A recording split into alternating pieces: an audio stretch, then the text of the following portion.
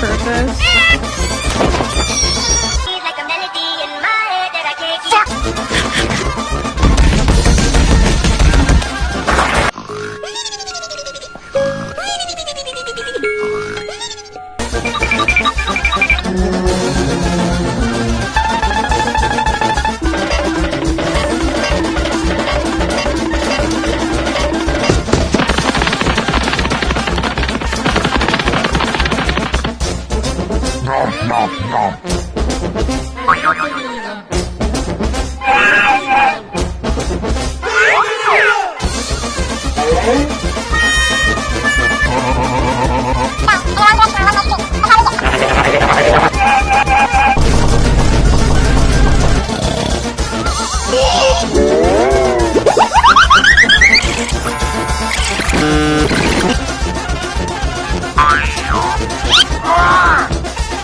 Oh my god, what the hell?